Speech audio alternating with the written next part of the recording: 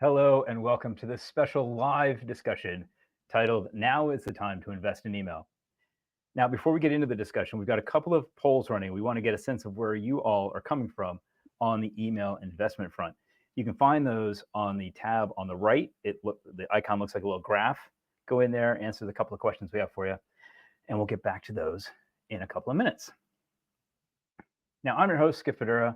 I am very excited to be leading this remarkable discussion today. With me, I have Ryan Phelan, who's the CEO of RPE Origin, Kara Trivunovic, I got that wrong, Trivunovic, SVP of Zeta Global, Chris Marriott, founder of Email Connect, Kath Pei, founder of Holistic Email Marketing, and Scott Cohen, CEO of Inbox Army. Now, in this group, we have award-winning thought leaders, best-selling authors, and according to the marketing materials, 136 years of combined email experience. And all of us, I think, have been in email since probably around the time that Gladiator was first released. And before you Google that, that was 2000.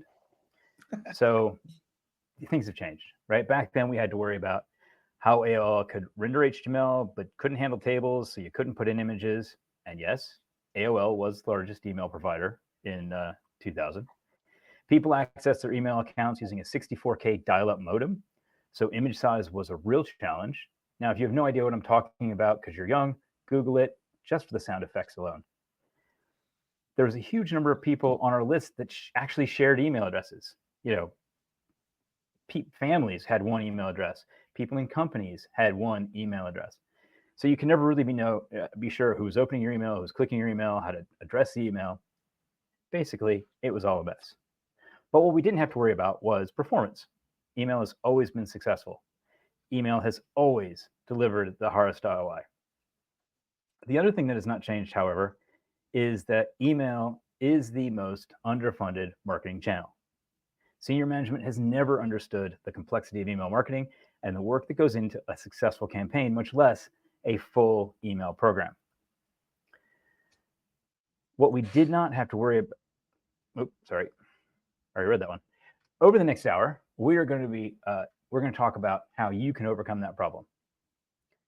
Now, if you're just joining us, don't forget to answer the poll questions. You can find those in the tab on the right-hand side of your screen under the icon that looks like a graph. So as I was saying, over the next hour, we're going to cover why you must push hard for added investment for your 2025 email budget. Actionable strategies to get budget now for holiday 2024 and to set you up for success in 2025. Stories of how marketers just like you have scored big budget increases, and tips for your executive team on where they should invest. Now, I'm going to be honest. I'm really excited to be hosting this panel, but I'm a little scared as well. What you are about to see is me herding cats. Now, you could just clip sections of this, make memes of me struggling, or you could help me out by asking questions. Now, based on the poll results, I know you all are out there, so help a fellow out and get involved. Just put your questions into the Q&A tab on the right-hand side of your screen.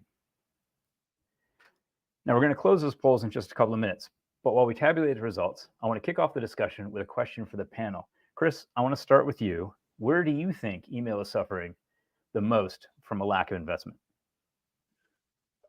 You know, I think it's more than a lack of investment. Rather, it's a sort of inertia. What I've seen, and people who know what my company does, we manage RFPs for brands, and what I've seen is an unwillingness to take that step to invest in the time of updating your platform rather than the money of updating your platform, because depending on who you're on today, there's a lot of legacy platforms out there that have reached the end of their sort of life. I mean, there's nothing that can be done to them to make them competitive. And I think a lot of brands would be stunned at how much money they would save in moving to a next gen platform. So what I'm seeing is a lack of investment in time as opposed to a lack of investment in money in a lot of brands that, again, afraid to take that step. And of course, this time of year, RFPs are not something any brand wants to be in the middle of, but it's never too late to start thinking about that. Okay. Excellent. Scott, what about you? I think is a lack of awareness overall in terms of the difficulty of the channel and the investment it takes, not just from a technology perspective, but from a people perspective. Still, I mean, I've been doing email. I haven't been doing it since Gladiator days, but let's call it, Obama's first term.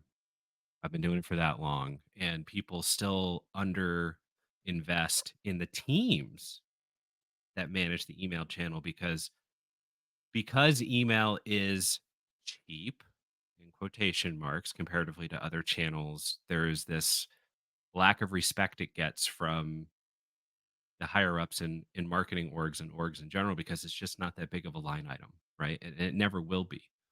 For most organizations, it never will be. It'll never approach display. It'll never approach Facebook. It'll never approach any of those channels in terms of spend, even though it's efficient.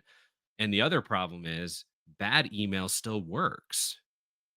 Maybe not as well as good, definitely not as well as good email, but bad email still works. So we suffer the most as email marketers from the curse of good enough. And so Yeah, yeah, there's this misconception that, oh, well, I can just get an email out the door. I'll just use whatever drag and drop tool there is, blah, blah, blah, blah. And then they don't realize that something's broken until it's 6, 12, 18 months down the line. And then they come to somebody like us, full service email agency, who can dig them out of jail and help them out. But I think it's not, I think COVID broke that a little bit because it brought email to the forefront. And I think it hasn't fully taken a backseat since then. But it's still very much like, it's not a cost center, so I'm not really worried about it. yep, yep. Okay, interesting. Kara?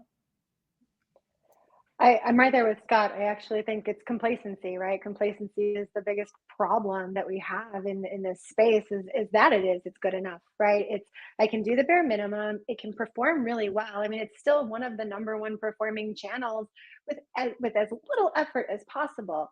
And I think that when you start thinking about, the investment that, needs to be made to take it to the next level, it's is that investment worth it, right? So in order to really get to a place where you are personalized and you're putting your customer at the center of the experience, it increases your labor costs, right? It increases the amount of time it takes you to QA, to code, to create content.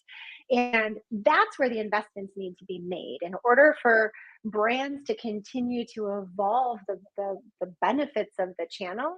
That's where the investment, needs to happen, because those are the things that are going to drive the performance to the next level. And I think people get complacent, and it's good enough, and there's a fear of the unknown in making the investment in the extra effort to do better and to do more. I think that we have to hold ourselves to a higher standard. And I'm going to say something controversial. I figure I might as well be the first one to do it. I hate benchmarks. And I think benchmarks are the enemy of our performance because I actually think that it breeds C players. Like we're breeding mediocrity because we're trying to do what average looks like, from a benchmark perspective. And sometimes I actually think that holds us back from, doing more with a channel that we love. Yeah, I always say that a benchmark is an average of averages. And who wants to be average? Ryan? I come to it listening to everybody going, yep, that's my answer too. I think if I was going to pick a term, it would be innovation, right? In the last 20 years, what has really innovated in email? We've got, we can do little movies and little things in there. We can do AMP script. We can do a couple other things, but the emails we're doing today, 10 years ago, we were doing the same emails. And we were cutting data the same way. There's a lack of innovation that I think comes from a lack of focus on, and somebody else said this, a lack of focus on the team to make them smarter, that translates into that innovation that takes something to the next level. And I think it's problematic across the board that we haven't seen that massive adoption of data complexity and really using data to its fullest extent where you look at direct mail, and direct mail is nailing it every time in an advanced way, and their pieces cost more. We just have not, as an industry, innovated at the rate that the rest of the industry has. The risk of failure for email, so the risk of failure is high, but the monetary risk of failure in terms of cash going out the door is very low, right? Yeah. If you're doing a DM piece and each piece is costing you $1.50, $2 a unit, Yeah. and that's a lot of money. But what's the unit cost of email these days, Chris? Do you, off the top of your head? I mean, CPMs are down in the low 20s for high volume emailers. Right. So the cost of each individual unit of getting that unit wrong, from a CFO perspective, is peanuts. From a brand perspective, it's huge. Yeah. Kath, where do you think investment is lacking?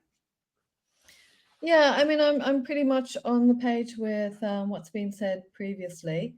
To me, it's still that the brands look at, as Scott said, it's cheap channels, so they're looking at it for driving revenue through. So they're not spending the time, the effort, putting a strategic plan in place, doing everything that Ryan did, doing all that research, doing all that preparation, doing everything that needs to be done. I mean, we work with lots of clients, right, every year. And I never, ever see a written strategy. No one ever has a written strategy. I have it for the next month, right? But that to me is still a knee-jerk reaction. That's not a strategic plan. It is for a month, but what happens after that? So it still is like they're reacting to what happened last month, what happened. And of course, you have to take that into account in your documented strategic plan. But at the same time, you still need to have all of these things planned out and plotted and researched and everything. I just find that email is still thought of as that last minute, let's just throw something together and shoot it out. And it's just such an underutilization of this amazing channel, and they're doing themselves a disservice. Well, Kath, the audience agrees with you. 56% say that strategy is where the underinvestment is happening the most, but all four choices got a bit of traction. What's more interesting to me, now this is the law of small averages. This is not a good use of polling.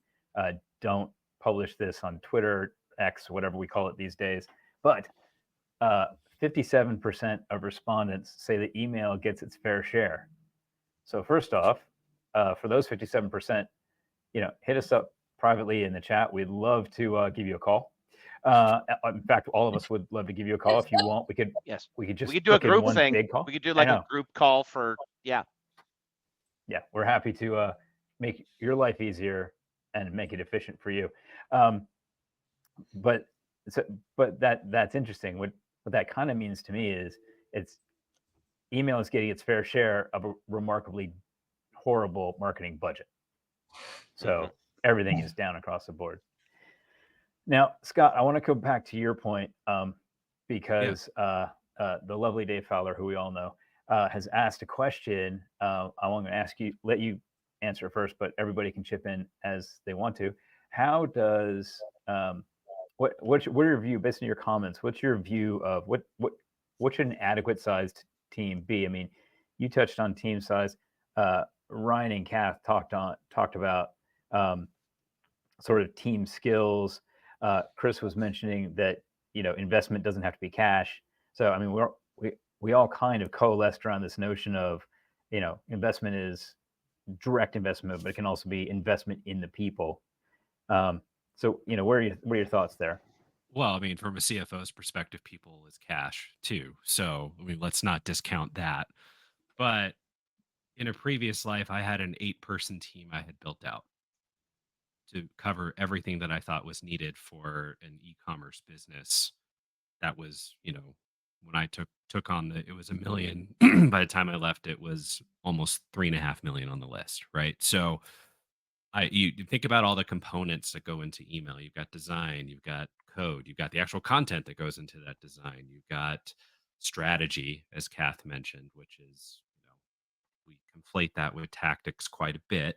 Strategy is more of the overarching thing in the plan, and then you execute toward that strategy. Then, of course, you've got the platform management piece, right? No matter what platform you're on, people are going to be in that platform doing the work.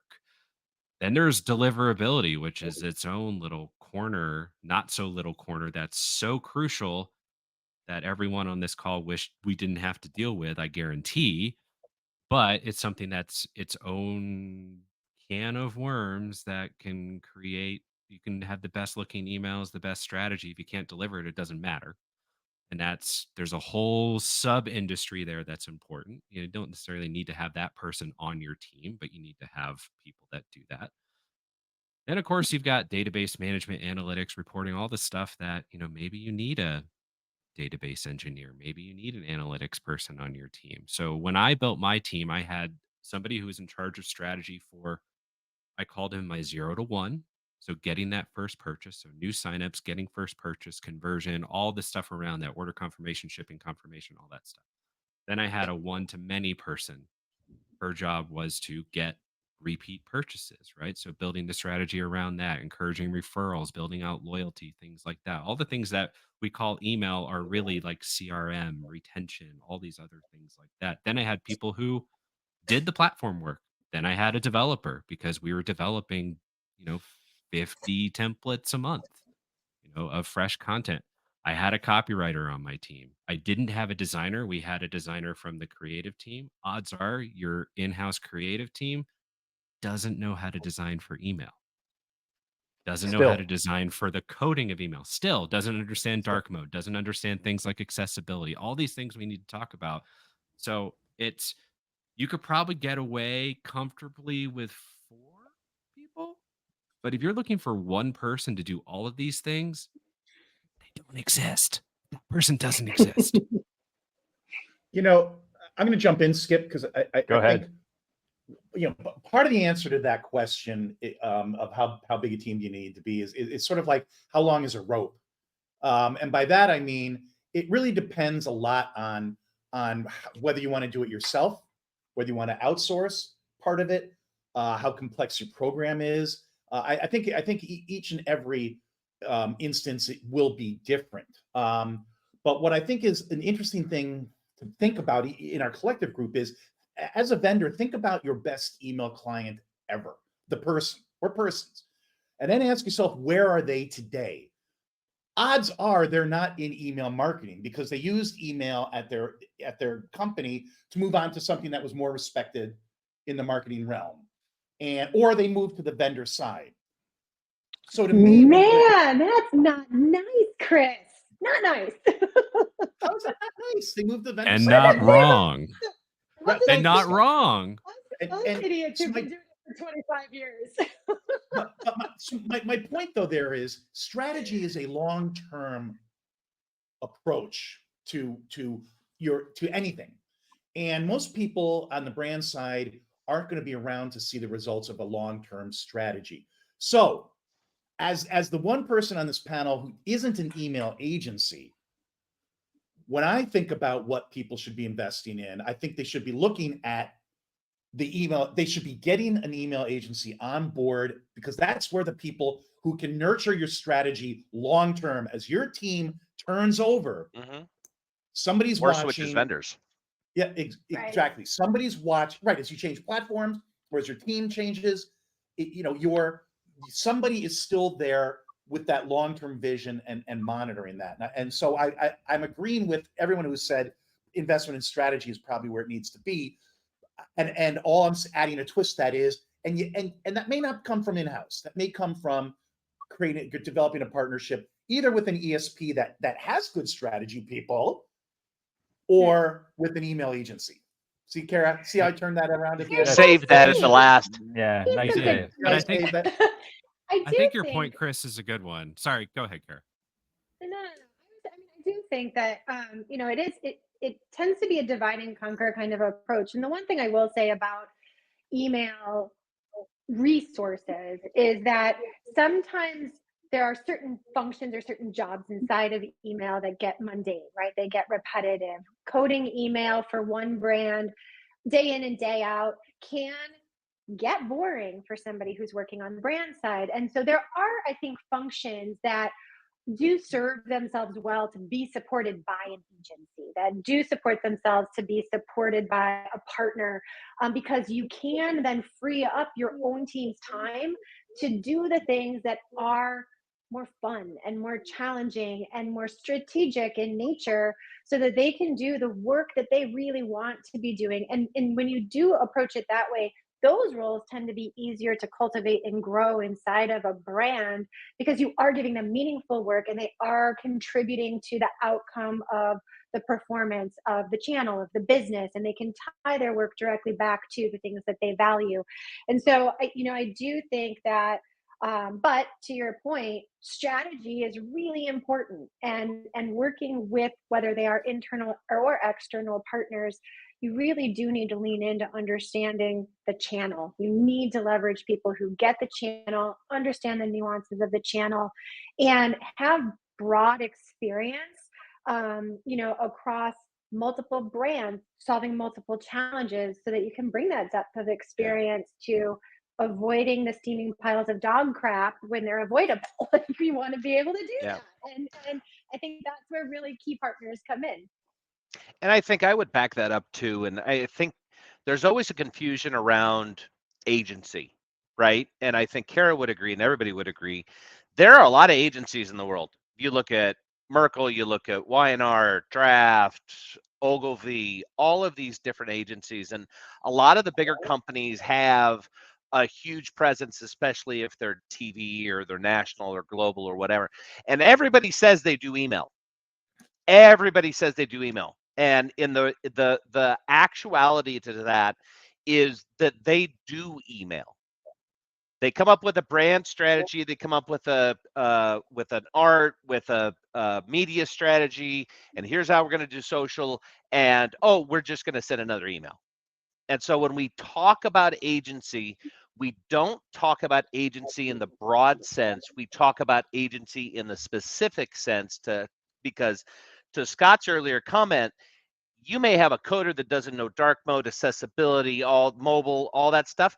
You're going to have agencies that don't know what that means and don't know strategies. They're just shooting an email that looks like their DM piece or their circular or whatever that is. So a little bit of a caveat that agency is not just a take all for everything. It really does have to be that SME that can live email every day and do it in a broad sense across verticals. Yeah, those big And agencies, this- Brian. I just want to go to that. The people doing email at those big agencies are the people they just hired right out of school, and they can't wait to get out of email marketing. Whereas an email agency, that's what, to your point, that's what the creative team does. And so you're right. There's a huge difference between going to one of those big multinational agencies and going to an email agency. Yeah. Sorry, Skip. And well, I was just going to say, I was going to relay an experience. I used to be at one of those. I used to be at Ogilvy One, and we pitched for a piece of business. Probably shouldn't say which one. That they had a very firmly embedded email agency, and in the RFP for our pitch, I was specifically excluded from the pitch, the war room.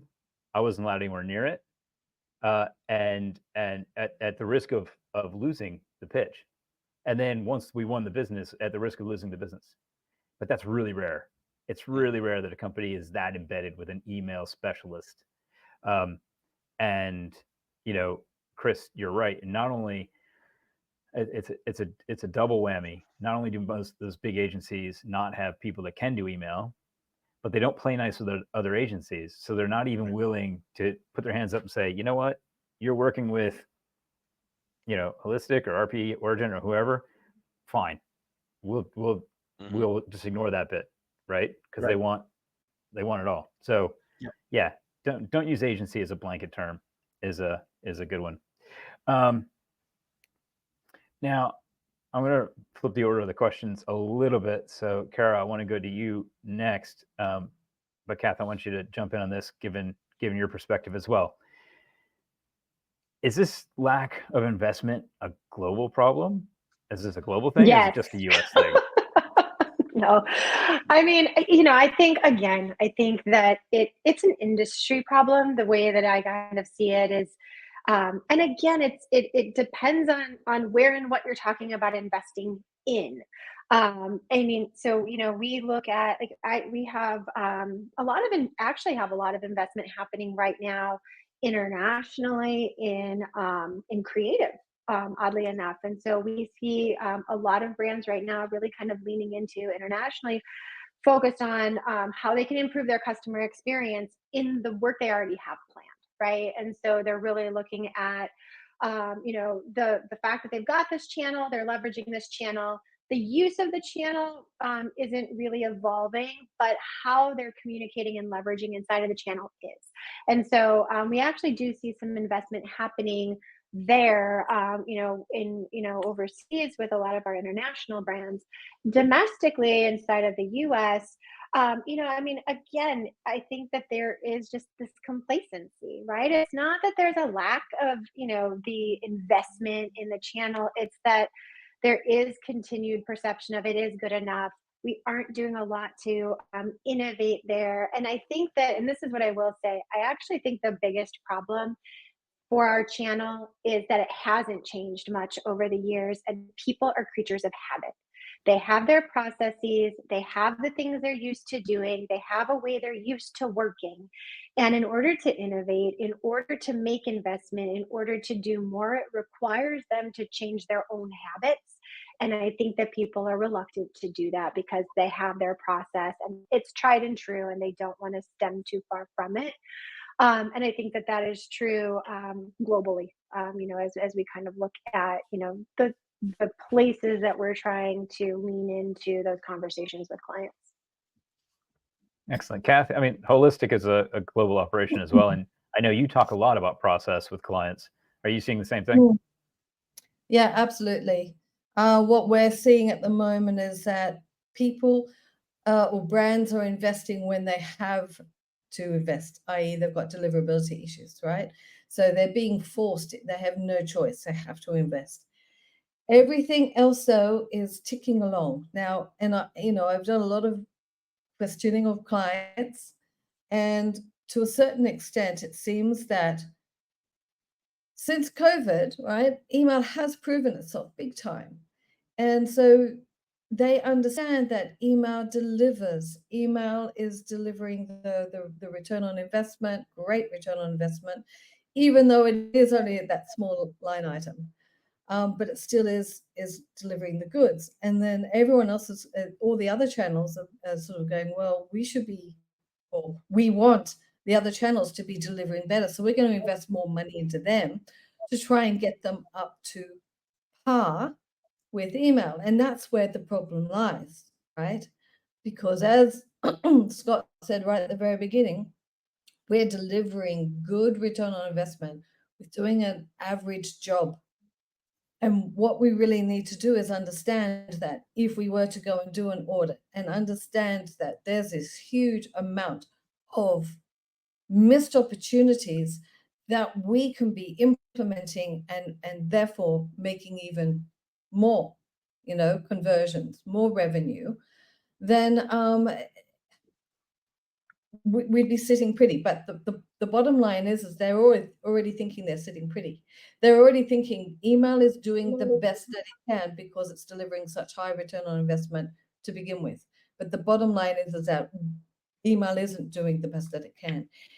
I think this is my hypothesis, and I've written about this and everything. My hypothesis as for the lack of investment in email is something that is simply that the C-suite cannot possibly conceive that email can deliver even more than what it's already delivering because it's delivering far above the other channels. That's it. So they're kind of like, why should anything more into it? Do you think that's the C-suite, or do you think that's the layer just below, the people that report to the CMO, who are, who are sitting there looking at email versus the channel they run, thinking, well, we got to fight. We got to keep email from getting more investment because they're making me look bad. It could be both. Yeah, It's all. absolutely. It's Yeah, all. yeah. I mean, if you went to any CFO, any CMO, any executive and said, "Hey, if you spend 25% more, I can make you 50% more." There's not an executive in the world that would say, "No, you're crazy. I don't want that." Right? I mean, we have numbers reported quarterly for public companies that they're talking about consumer spend, and we're talking about different things in the economy. And during COVID, companies tried to make any money they can anyway, and that turned to email. Well, where's that attention gone? Right? I think when 56%, whatever the poll was, that says we're fine, we're invested just fine, I would challenge that to say, what's that mean? Does that mean you've got everything and you're doing everything that you can, and you are expanded in innovation as much as you can, or you're just funded just fine? I would bet, and I've rarely found a company that has just an unlimited amount of money, unless you're in the top 3% of global senders, that have realized that investment pays off in spades. I think there's a focus, and we have it a little bit in email when people chase list size. Yeah. But everything in marketing is about acquisition. And email, while effective in acquisition, I argue is not an acquisition channel, it's a retention channel. Right? So like it picks up once somebody clicks through and says, "Yes, I want information." It's a lead conversion channel, not a lead generation channel. If you're a cold email guy on this call, please don't send me an email saying "got a sec" today. Just give me one day off. None of us. It's None going of to us. send you an email. It's going to None come of in us via have time, LinkedIn. right? Yeah, there you go. And I put it in my profile, so I'm sure it's coming. But what the focus is on acquisition. It's always about chasing more and more and more. And email covers everything. Right? We don't expect the paid social channels to go after customers that have already purchased from them. We don't expect, I mean, TV sort of in everybody. It's a true broadcast channel, right? But there's no expectations on those channels to get somebody from a first purchase to a second purchase. There's no no, and expectations on those channels to say, "Hey, by the way, here's where your order is." But email covers all these things and more, and does it for so much less than that one acquisition. So it's an interesting thing, and people go, "Oh well, email's working, it's fine." Well, and I think part of the problem, Scott, too, is that it's such a measurable channel, right? So when you start talking about all the other channels, right, it's impression based. It's, oh yeah, we think that somebody saw this because we targeted people who look like this, right? And so it's easier to and that's why these investments get so big, because you're reaching this broad audience, wide audience of people. And then email is such a measurable channel that people start to scrutinize every single step, action, or inaction that somebody takes in the channel, and puts no value on the actual impression that's being made on the customer, whether they opened or clicked or not. And so when you start tying investment to performance, which a lot of brands do, you start looking at email as a smaller spend compared to what you're spending on media, let's say, right? And the performance metrics for those two channels are so glaringly different. This is eyeballs on an offer. This is, I want somebody to click through and convert. And it almost gets disproportionate, with what we're doing, because it's so measurable. And I think that sometimes that's a challenge for the channel, is that people can scrutinize the numbers far too much. Yeah, and that's a really interesting. Both those points I think are really interesting. One, email is expected to do everything. Other channels are not expected to do everything. That's a great point, Scott. But I think the reason the other channels aren't is because they're expensive, right? Email is per unit, as we discussed earlier, is cheap, but also nobody thinks of it that way, right? Because everywhere else you pay per click, you pay per impression, or pay per 1,000 impressions. For email, it's, oh, here's our bill for the month. So it's all kind of baked in, and nobody thinks about the incremental spend of this versus that. I remember this. This is going back to the 2000s. It was the first .com bust, and this is when we started selling email to traditional brands. And one of the biggest pushbacks we got was because email was the first channel you could track cradle to grave. You know, we knew how many we sent, how many we opened, blah blah blah. And there were marketers who were like, I don't want that. I don't want that scrutiny. I don't want you to tell me what works and what doesn't work. That's horrible. Can you turn that bit off? And I think we're still seeing that, Kara, 24 years later. Don't get me started on multi-touch attribution. Okay. Because we have other questions to get to today. Yes, we do. Chris. Yeah. Let's start with you. This is your in your wheelhouse. Your extensive experience in the MarTech vendor landscape. How do you approach advising executives on the importance of allocating more resource to email marketing and the associated MarTech to make sure they can do the things that Ryan was talking about them being able to do? And what are some of the common misconceptions that you encounter from those senior executives when you're having those discussions? Well, it's interesting, Skip, and I'd love to say I am an advisor to CEOs of Fortune 100 companies, but I think one of the lessons we've all sort of danced around here is that the C-suite, from my experience, doesn't get involved in email marketing, even when it comes to selection of platform. It's just, I don't want to use the word it's beneath them, but I think it's beneath them in many cases. That's just email marketing, and for all the reasons we've been talking about, it's not worth my time. So when I talk to mid-level executives about platforms, really it's about, are you future oriented? Are you thinking in terms of your platform? In terms of, are you future oriented? Are you going to get stuck on a platform that where the timing of when you go off it is going to be based on them saying we're shutting it down in 12 months? And we've all seen that happen. In the past 5-6 years, we've seen that happen twice at least, and there's more to come. I promise you, there's more to come in that regard in the next upcoming 5 years. And so it's really a question. I hate to say, well, you got to use FUD, but you got to use a little bit of FUD. You have to say, listen, not only is your platform, you've got 5 platforms over here doing the job that this platform, that platform, and this platform could all do out of the box. So you're over investing in making up for the weaknesses in your primary ESP. And so you're over investing there as well as over investing in primary ESP. So right there, that should be enough of an argument to say, wouldn't you love to consolidate 5 down to 1? And on the other side of the coin, again, it's are you in the future?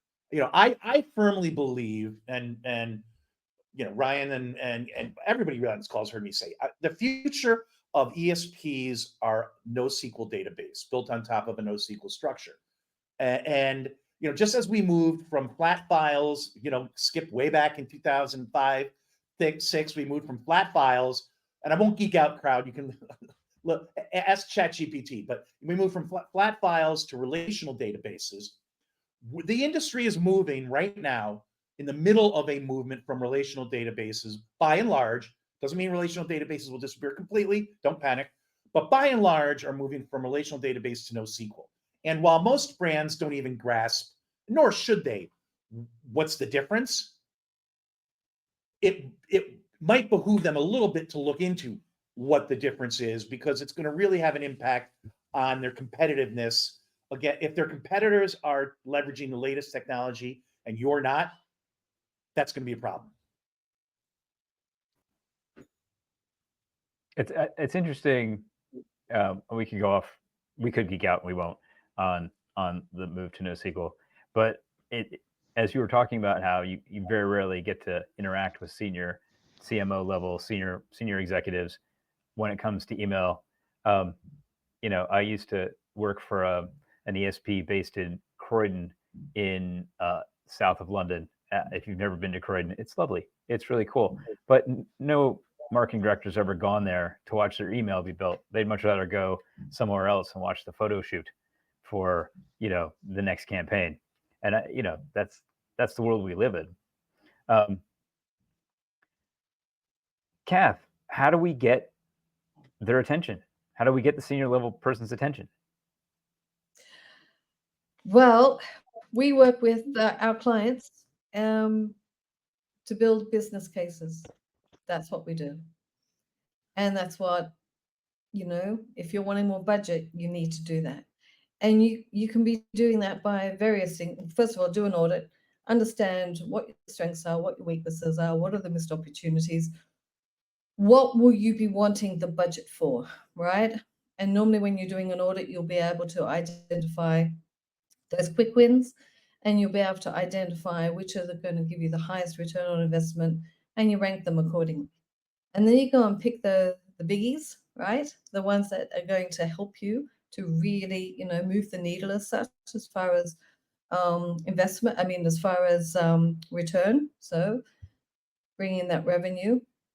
And then you go and work out, do we need to do some testing? Do we just need to be bringing and actually doing a deep dive into the data? I mean, we've gone and done some analysis for some of our clients. Really basic analysis. Let's compare those because every business has a holdout group naturally from email. They're the ones who have unsubscribed.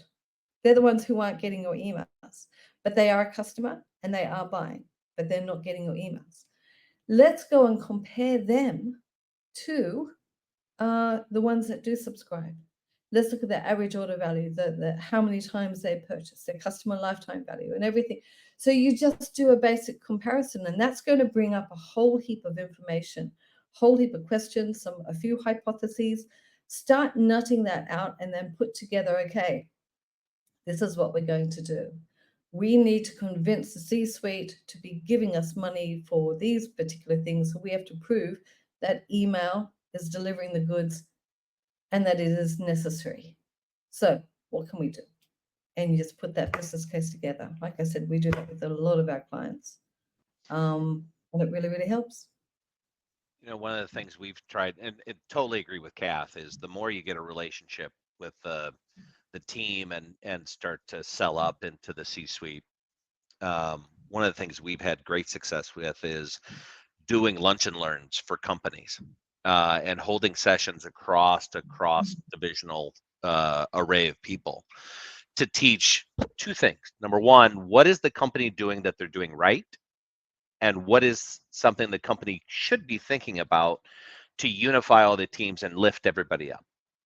And it's been incredibly successful to get that education, the right education, across a large company that doesn't have a centralized system for email. We just did one on modular templates and how to code for email and not having all image emails, and how that connects to ADA and having compliance on that, and revolutionized a lot of the conversations internally, because a lot of groups were doing it wrong and figured out, oh, we're doing it wrong, we need to change. And that raises the visibility for the email practice. It raises visibility for the right way to do things, and it gives everybody a voice and lifts everybody, so that conversation with the C-suite now is informed by numerous people that are smarter, because you had that presence. And asking for a bigger budget does take a 12-month play of having regular lunch and learns, conversations, reporting up, showing your executives what's important and what's not, and explaining your production process and educating across the board. It takes work to get more budget. It just can't be, hey, I want more money. Scott? I'm gonna throw something in here that generally email people on the brand side are not just responsible for email. They're also responsible for SMS generally. If the company has an app, they're also generally the ones in charge of push and in-app messaging as well. Maybe with some IT support there, just depending on who may actually have to press the button. right? But generally, the messaging flows through what could be called a CRM team, owned media team, whatever it might be. That owned media team also is generally in charge of the data and how to actually use it, right? They'll have people that'll activate it for you. My team in my previous life, I had somebody who said, like, your job is to make sure I have the data. Then I put in my analyst and said, your job is to tell me what it means when I ask questions. But the rest of it is the strategy is going to be not just executed across the own channels, but you talk about getting attention, going back to your question, Skip, getting attention of the C suite. You can go, I need budget because I can help everybody else. Kara, you mentioned lookalikes, right? The email team should be driving the audiences for lookalikes. These are our best customers. Here's why. Here's the data. Let's feed that into all the other channels and go make lookalikes there. Because, and Chris, you'll probably pipe in because, you know, the whole premise behind CDPs is to make that data actionable across all channels, not just email, right? But the email team is likely leading the charge to go, hey, we need this, and it helps everybody. So if you like, there's a little bit that no other channel is going to have that altruistic view of rising tides raises all boats. The email team can do that. But that's how I had the most success getting budget is I went, it's not just for me, guys. We can help everybody else too. Well, it goes back to what you were saying before about email being not being an acquisition channel and being Yeah. a retention channel. Email is the relationship channel, right? We own the relationship with the customer by and large, and we not only manage that relationship, but we encourage it, we foster it, we nurture it, and that means that we can help spread that relationship across all the other channels. I will say though, I have seen some CMOs with an unhealthy obsession with the channel too. I worked with a couple of retailers who the CMO would watch messages go out the platform because they knew that the cash register was going to start ringing, and when sales were down today by a certain percentage, it was send another email, right? And so there can be this negative connotation too with having too much attention from the C-suite in kind of the wrong way. And so I think it's finding the right balance of telling a story to the C-suite that helps you get the budget that you need, that helps the channel get the respect that it should get because of the contribution it makes to the bottom line of the business. But there can be an unhealthy balance there too. Yes. I'm sure everybody in this call has made a mistake in email and caught it, except the CEO got it before you caught it. Oh, for sure. Everybody's been there. Everybody's been there. Oh, so Yeah. have a drink tonight and say you're not alone. Right. Exactly. Kara, you bring up a good point there about the healthy versus unhealthy obsession. How important when going for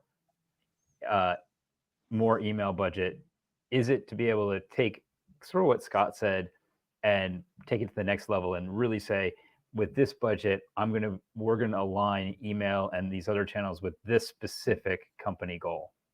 Yeah, I mean, I think that's what we need to be doing, right? Because I do think that I firmly believe email is a channel that is very oriented around the relationship. However, it's part of a story. It's part of a narrative or a conversation that brands are having with their customer, right? It's not the only story. It's not the only conversation. And so I think that being able to tell this connected customer story, being able to identify how email and response or lack of response can help feed and funnel other conversations and other channels so that you can meet the customer where they are, and really kind of circle that back to the customer and the lift that you can recognize in connecting these experiences is what helps drive a lot of the budget that we see brands getting to really kind of invest in email. There's been a lot of conversation around customer obsession or customer centricity or orienting around the customer, right? Like that's kind of the conversation of the moment, right? And the reality is that it starts with planning, right? And to be able to orient around the customer requires multiple channels inside of an organization to work together, and a lot of them don't today. They're very siloed. They really look at their customer very independently of one another, and they are all fighting for budget. And so really trying to find the right narrative to leverage the channels for their strengths, how and where they can, integrate with one another so that you can tell this connected story, not just to your customer, but to your C-suite, to help them understand the importance and the role that the channel plays in bringing that all to life. Well, that brings up an interesting kind of point with the notion of the silo. So, Kath and Ryan, with your email agency hats on, when you go in to work with a client, and first off, do you get to sit around the table with the people from the other channels? Do they have their own agencies? Does it get like into some complicated negotiations as to which agency is going to do what? I'm just thinking for our listeners' perspective. We started off saying you should definitely get an email agency to do the, Kara said boring, I'm going to say heavy lifting stuff, so that the people on the team can focus on the strategic stuff.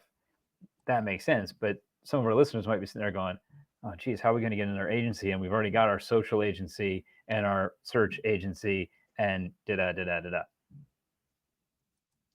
Kath, why don't you start? Okay. Yeah. I mean, my favorite clients are actually the small clients, where I can say, hey, listen, guys, can we meet with your other teams?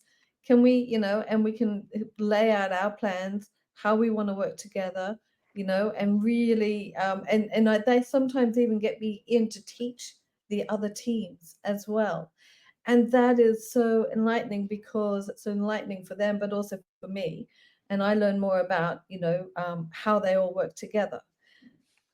But generally, if you're talking for the larger brands, absolutely, they still are siloed. We have that holistic approach. So we are very much, let's focus on the customer, on the customer journey, and then you have the channels accordingly. But it still is, in some ways, it's a fight to the bitter end. Other ones, they're more, tolerant. I only say tolerant of each other, but there's minimal communication often, even between the two, between the channels. So it is hard. It really is hard. And of course, who's suffering? It's the consumer. It's the customer at the end of the journey, right? Because they're the ones that are receiving all of these different messages and offers and everything, which are looking to be quite disconnected from each other. So yeah, it still is a big problem. We've been struggling with this for years and years and years. Fair enough. Ryan, are your experiences similar? A little different. I think we deal with a lot of bigger companies, and I think what Kath says is right. We still do see resistance to share, and to play in everybody's sandbox, right? We've had great success in just focusing on relationship marketing within our clients and treating it more as a discovery, and hey, what are you doing, and what are your goals, and help us to understand your channel so we don't step on your toes. And you come at this as this kind of humble approach to garner cooperation. And then we try to be very proactive to come to them and say, hey, we had this idea, what do you think? How would you like to partner to do this, to not really get on their turf, but to say, hey, I could do something additive that won't take any of your time. And that's been successful for us. But we do have clients where it's a battle. We did a migration for a very large retailer last year, started the migration for them. And one of the things that they came to us and said was, we have an email program, it's centralized, we have mobile, we have social, and we have this tech group, right? Everybody is adversarial. And one of the things that I was thrilled about with this engagement is, by the end of it, not everybody was best friends, but everybody was talking. Everybody was able to have a conversation without contention, and they actually talked about ways to do things together. And one of the final comments they made to us in a debrief was, we've never worked closer with our tech group. We've never worked closer with our mobile group. And it's because we had to talk to all those groups and bring them together in a centralized effort to migrate from platform A to platform B. And so it's just a lot of hard extra work that respects the boundaries, but tries to draw people together in a common goal that doesn't hurt anybody's toes. Doesn't Just want to add. Sorry, Skip. I just want to add. I just wanted. I was Go going to throw in a quick joke that doesn't sound like a migration, but more of a therapy. It is engagement. It's actually line items in our SOWs is therapy time. Nice. You get billed every 15 minutes, but exactly. I was going to add that one of our clients, beginning of the year, and they're actually gearing up to do another one next month, is they have, they subscribe to the specialist agencies for each piece, right? So there's always that sort of broader level. Do you hire one agency to do everything? And generally, they're only good at a couple things, and then they do everything else, and we'll do that in quotation marks. Or you get your specialist agencies like email agencies, social agencies, SEO agencies, things like that. So they actually did an agency summit where they brought us all in and said, hey, we want your help helping us map out our marketing for the next couple of years. These are some of the new initiatives. We might be doing a little bit of a rebrand, which means that would filter down, of course, creatively to all the channels. So we all got together.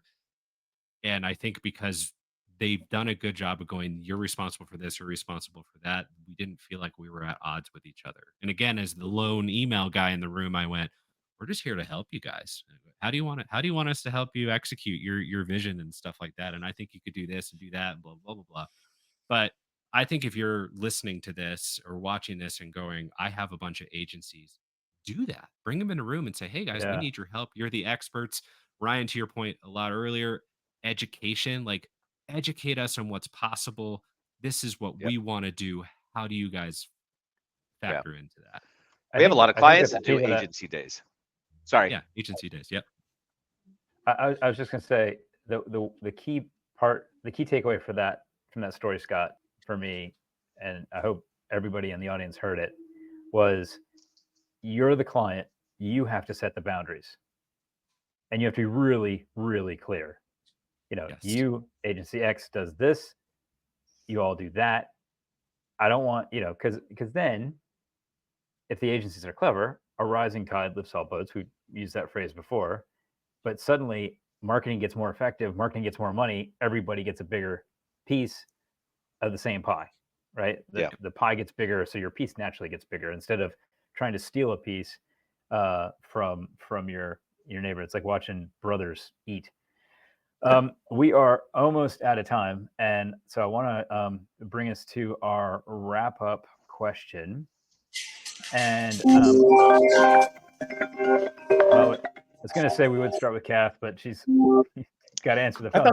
I thought that was the sound effect for the last question. Yeah, our walk-off. It's like I was going to say, it's the Oscars. We're getting played off. Yeah, we are. Surprised this long. Anyway, so Kath, we will start with you.